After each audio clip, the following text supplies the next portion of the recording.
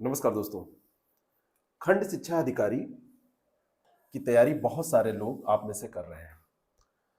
Block education officer block level की शिक्षा विभाग की एक पोस्ट होती है, जिसमें आप शिक्षा विभाग का पूरा काम ब्लॉक स्तर पर देखते हैं। जैसे जिला स्तर पर बीएसए होते हैं, ऐसे ब्लॉक स्तर पर ये पद होता है। महत्वपूर्ण पद है। और इसमें अगर अर्हता की बात करें तो जिनके पास बीएड की डिग्री है, जिन्होंने बीएड कर रखा है, वो लोग ये एग्जाम दे सकते हैं।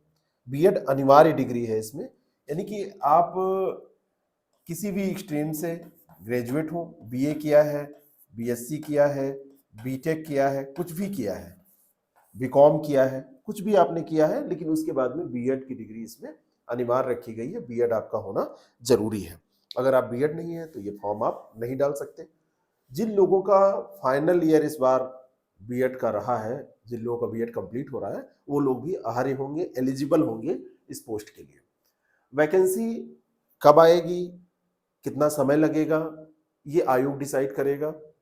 हम लोग जो आपके पास सूचना आती है वैसे ही हम लोगों के पास भी आती है, तो वही सूचना हम आप तक डिलीवर करते हैं। ऐसा हो जाता है कभी कभी हमारे पास आपसे पहले आ जाती है, कभी कभी आपके पास ज्यादा पहले सूचना आती है। तो वो बातें हम यहाँ पर नहीं करेंगे। आज का जो ये सेशन है, इसमें हम बात करने वाले हैं इसके सिलेबस की, हम बात करने वाले हैं इसके पेपर के ट्रेंड एनालिसिस की।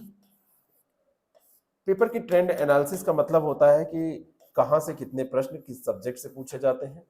और हम बात करने वाले हैं एग्जामिनेशन पैटर्न की। सबसे पहले हम सिलेबस की बात करेंगे, उसके पहले ही हम पैटर्न की बात कर लेंगे कि किस पैटर्न पे ये एग्जाम होता है और कैसे आप तैयारी करके इसको पास कर सकते हैं। तो सबसे पहले अगर हम पैटर्न की बात करें कि ये एग्जाम वास्तव में होता कैसे है, यानी कि किस पैटर्न पे ये एग्जाम हो रहा है, तो उसमें आपको दो मुख्य तौर पे एक प्रीलिम्स का एग्जाम देना है, यानी कि दो पड़ाव है इसके। और प्रीलिम्स जब आप पास कर जाते हैं तो आपको मेंस का एग्जाम इसमें देना होता है। जहां तक प्रीलिम्स की बात है, तो प्रीलिम्स में इसमें दो पेपर नहीं होने हैं, केवल एक पेपर होना है। जैसे पीसीएस का एग्जाम अगर आप देते हैं, यूपी पीएससी में पीसीएस का एग्जाम, तो पीसीएस का एग्जाम और आरओ का एग्जाम इस मामले में इससे भिन्न हो जाता है कि इसमें दो पेपर होते हैं। पीसीएस में एक जीएस का, एक सीसैट का पेपर, और आरओ में एक जीएस का और एक हिंदी का पेपर। लेकिन इसमें इसमें प्रीलिम्स में केवल एक एग्जाम, एक पेपर होता है, और वो होता है आपका जीएस का। तो बहुत सारे लोगों को इस मुद्दे पे कंफ्यूजन होता है कि दूसरा पेपर सीसैट इसमें क्वालिफाई करना है या नहीं करना है। तो यहाँ पर सीसैट आपको क्वालिफाई नहीं करना है। जीएस का एक ही पेपर होगा, 120 क्वेश्चन का ये पेपर होगा। एक क्वेश्चन 2.5 मार्क्स का होता है, तो 300 मार्क्स का ये आपका क्या हो जाएगा, पेपर हो जाएगा। और इसी पे कट ऑफ बनेगी, और इसी कट ऑफ के आधार पर मेंस एग्जाम में पार्टिसिपेट करने के लिए लोगों को कॉल किया जाएगा। अब जब आप इसको पास कर जाते हैं तब आप देते हैं मेंस एग्जाम।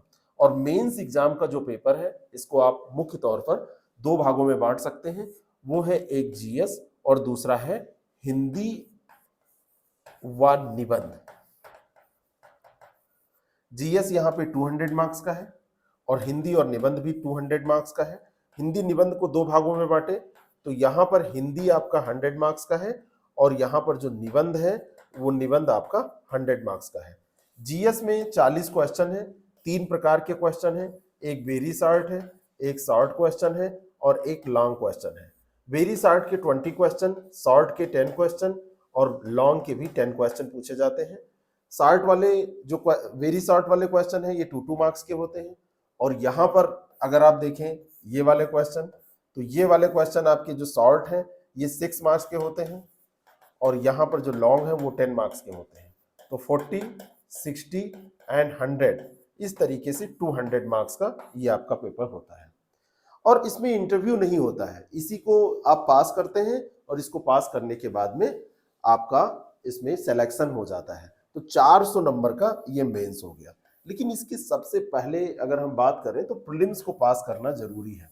लास्ट ईयर का पेपर अगर हम देखें, उसका क्या ट्रेंड एनालिसिस रहा है, कैसे कैसी चीजें वहां पर पूछी गई हैं, अगर उसकी हम बात करें तो आपको समझ में आ जाएगा कि हम अपनी आगे की स्ट्रेटजी कैसे बनाएं। सिलेबस की अगर हम बात करें तो सिलेबस में यहां पर आप देख सकते हैं, ये प्रारंभिक परीक्षा का पूरा सिलेबस है।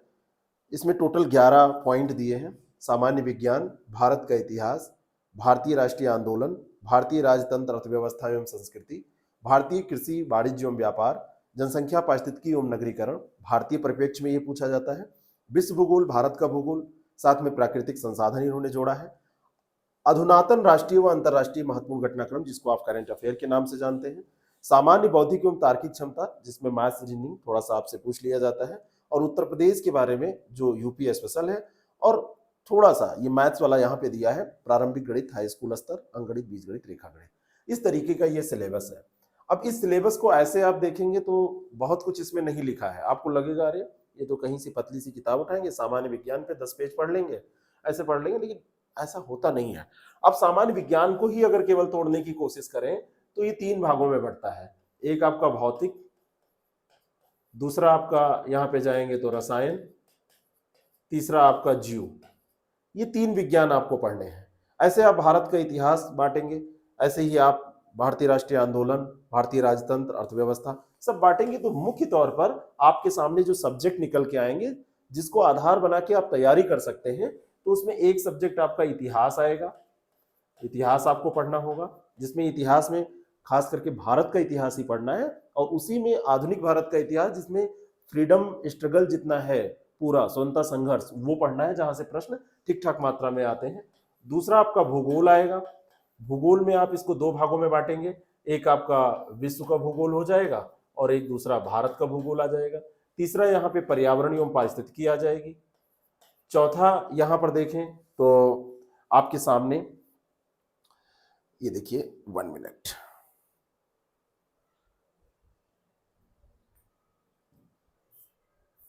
ये चौथा आपका यहाँ पर पर्यावरण एवं पारिस्थितिकी के बाद में यहाँ पे देखिए छोटा सा ये दिया हुआ है, ज्यादा कुछ नहीं दिया हुआ है, लेकिन प्रश्न जब पूछे जाते हैं आपसे, ये पारिस्थितिकी दे दिया गया इतना, जनसंख्या, पारिस्थितिकी एवं नगरीकरण, तो पारिस्थितिकी मेंस के लिए भी इंपॉर्टेंट है, प्री के लिए, तो यहाँ पर जब आप तैयारी करिए तो दोनों साथ साथ में करिए। अगला आप निकालेंगे तो यहाँ से राज व्यवस्था आ जाएगा, संविधान एवं राज व्यवस्था, इसमें संविधान भी आप शामिल कर लीजिए, भारत के परिप्रेक्ष्य में ही ये होता है। अगला सब्जेक्ट आप जैसे यहाँ पे हमने इसको तोड़ा है, विज्ञान आपका हो जाएगा, और एक सब्जेक्ट ये अर्थव्यवस्था हो जाएगा, और अर्थव्यवस्था में खास करके भारतीय अर्थव्यवस्था पे आपसे प्रश्न पूछे जाते हैं।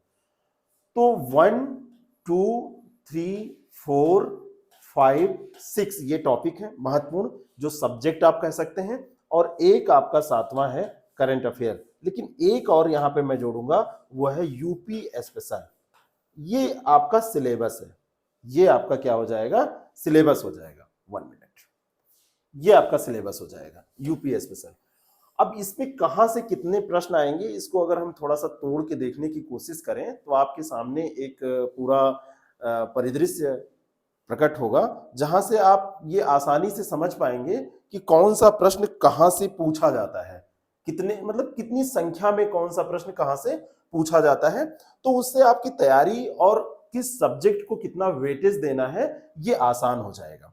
तो चलिए उसको भी हम थोड़ा सा देखने की कोशिश करते हैं। ये प्रीलिम्स का पेपर है 2020 में, जो लास्ट टाइम अभी एग्जाम हुआ था लेटेस्ट, उसका ये ट्रेंड एनालिसिस है।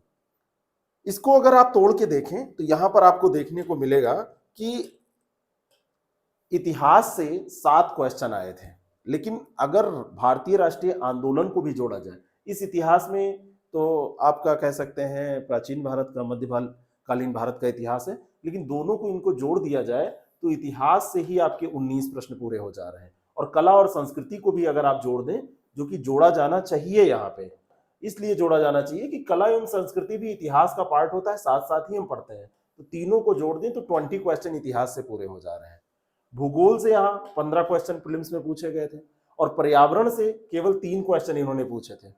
विज्ञान से देखा जाए तो 12 क्वेश्चन इन्होंने पूछे थे। अब इस विज्ञान में तीनों विज्ञान शामिल है, भौतिक विज्ञान, रसायन विज्ञान, जीव विज्ञान। जीव विज्ञान सबसे ज्यादा इंपॉर्टेंट हो जाता है। भौतिक एवं रसायन विज्ञान का जीके की तरीके का जो अध्ययन होता है वहां से काम चल जाता है। जीव विज्ञान में भी वैसे ही चलता है, लेकिन ह्यूमन फिजियोलॉजी जो मानव से संबंधित जितना भी विज्ञान है वो काफी अच्छी मात्रा में आपको तैयार रखना चाहिए। राज्य व्यवस्था से इन्होंने 9 क्वेश्चन यहां पर देखिए पूछे थे और अर्थव्यवस्था से 6 क्वेश्चन, और इन 6 क्वेश्चन में 3 क्वेश्चन आप मान सकते हैं, 3 से 4 क्वेश्चन जो कॉन्सेप्ट और करंट दोनों पे आधारित, बाकी सारे 2-3 क्वेश्चन जो थे वो करंट बेस्ड होते हैं, बहुत ज्यादा इधर उधर भटकना आपको नहीं होता है। उत्तर प्रदेश विशेष स्पेशल से 9 क्वेश्चन उन्होंने पूछे थे। कुछ मिसलेनियस टाइप के क्वेश्चन होते हैं जो एक सब्जेक्ट से न रिलेट होके या जीएस ना कह के आप उनको जीके कह सकते हैं, जिनको आप मिसलेनियस या अदर्स में या विविध में रख सकते हैं। तो ऐसे प्रश्न भी आपसे 8 पूछे गए थे। रीजनिंग एप्टीट्यूड मिला के 16 क्वेश्चन, और करंट अफेयर से आपके ये यहाँ पर थोड़ा सा ये दिख नहीं रहा है, 22 क्वेश्चन पूछे गए थे। कितने क्वेश्चन पूछे गए थे? 22 क्वेश्चन यहाँ करंट अफेयर से आपके पूछे गए थे। और इस तरीके से ये पूरा आप ऐड करेंगे, ये 22 है करंट अफेयर में 22, तो 120 क्वेश्चन का ये पेपर था। इसके कट-ऑफ की जहां तक बात करें तो मैं इसकी कोई एक साल के कट-ऑफ की बात आपसे नहीं कर रहा हूं। जब भी कोई कट-ऑफ आप यूपीपीएससी के एग्जाम की लेके चल रहे हैं और उसको पास करना चाहते हैं, तो आप ये मान के चलिए कि आपको 65% पार करना है, 65% पार करना है, ये टारगेट आपका होना चाहिए। जैसे इसको आप पार करेंगे, आप हर हाल में मुख्य परीक्षा देंगे, चाहे जितनी कम सीटें हों, चाहे जितने ज्यादा अच्छे अच्छे कैंडिडेट उसमें शामिल हो रहे हैं। कट ऑफ क्या होता है? कैंडिडेट्स की वो संख्या जिन्होंने हाई स्कोर किया है।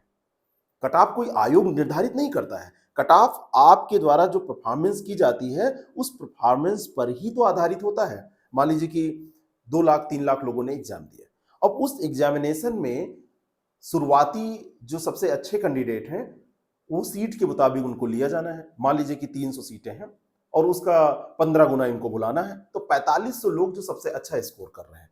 कट ऑफ का मतलब है लास्ट कैंडिडेट जो है, जहां तक अलग अलग कैटेगरी में अलग अलग लोगों की बात हो रही है, जहां तक आयोग ने सेलेक्ट किया लोगों को, वही कट ऑफ होता है। तो आप कभी कट ऑफ को मान के तैयारी मत करिए।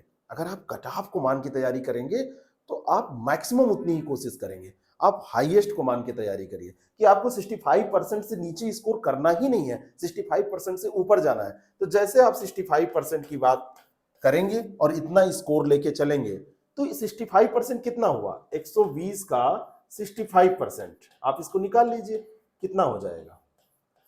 इसको आप निकालेंगे तो ये 13 आ गया, ये 13 और ये आ गया 2 और 6, है ना।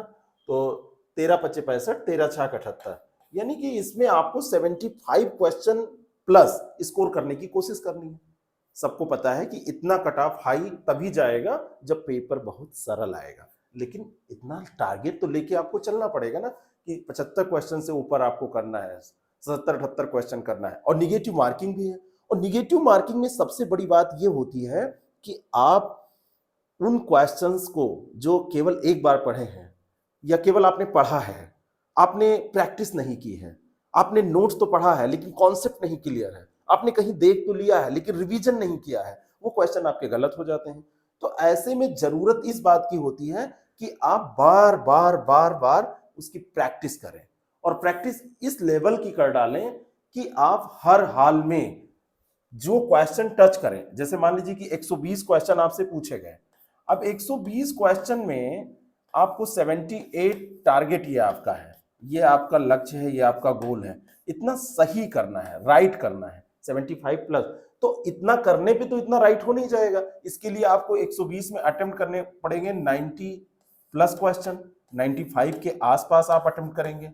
अगर 90 प्लस क्वेश्चन आप अटेम्प्ट कर रहे हैं तो कितना गलत करने का आपके पास, 90 प्लस कर रहे हैं या 95 के आसपास आप कर रहे हैं तो कितना मैक्सिमम गलत कर सकते हैं? ज्यादा से ज्यादा 15 क्वेश्चन गलत कर सकते हैं। 95 में अगर 15 गलत कर देंगे तब आपका स्कोर 75 पहुंचेगा। तो ऐसे में प्रैक्टिस बहुत जरूरी हो जाती है, प्रैक्टिस बहुत ज्यादा जरूरी है। अगर आप ये प्रैक्टिस कर ले जाते हैं तो प्रैक्टिस करने का तरीका क्या होना चाहिए? अगर नए कैंडिडेट आप हैं, पुराने कैंडिडेट के लिए तो ये वो लोग सोचेंगे कि इस वीडियो का कोई मतलब नहीं है, वो बार बार एग्जाम देंगे और पास भी करेंगे लेकिन कभी कभी धोखे से फेल भी कर जाएंगे, तो कह देंगे बैड लक था, बाकी चीजें हमने सही की थी। लेकिन जो नए कैंडिडेट हैं उनके लिए सबसे ज्यादा जरूरी ये हो जाता है कि वो चीजों को सबसे पहले उस अकॉर्डिंग पढ़ें जैसा कि एग्जामिनेशन में पूछा जाता है।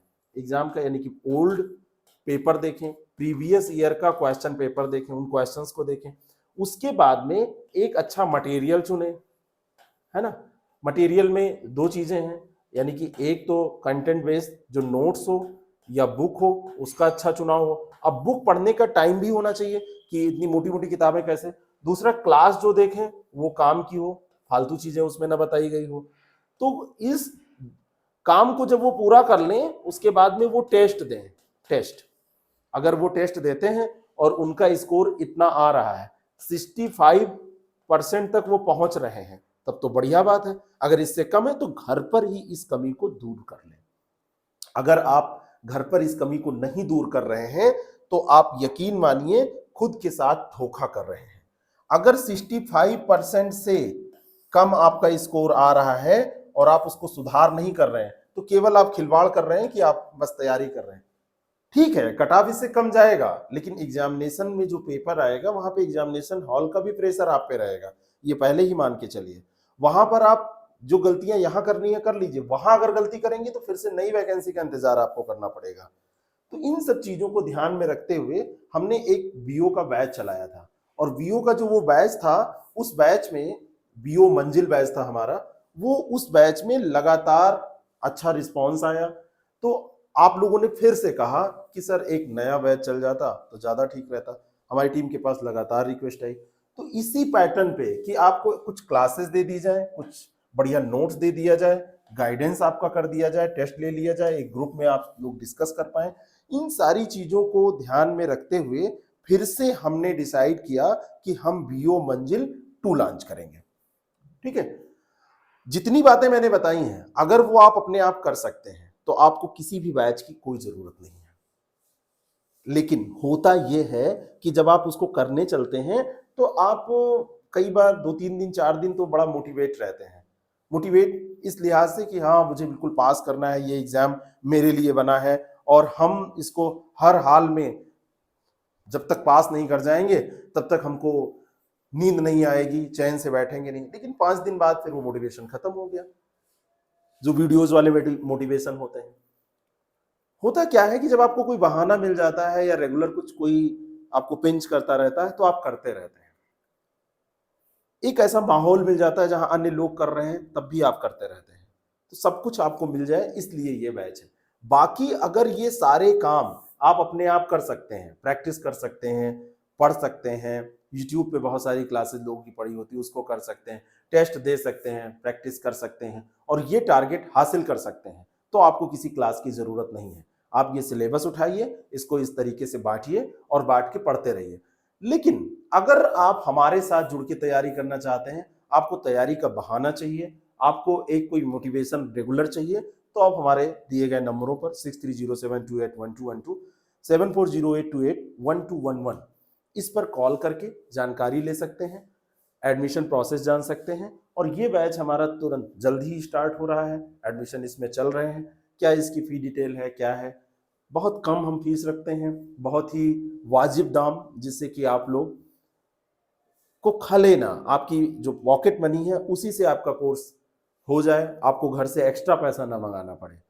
जितना आप महीने में चाय नाश्ते पे खर्च कर देते हैं उसमें हम आपको कई महीनों तक पढ़ाने का संकल्प लेके चलते हैं, और एक ऐसी स्ट्रेटजी, एक ऐसी रणनीति जिससे आपका सपना भी साकार हो जाए और आपको, आपके परिवार को वो खा लेना।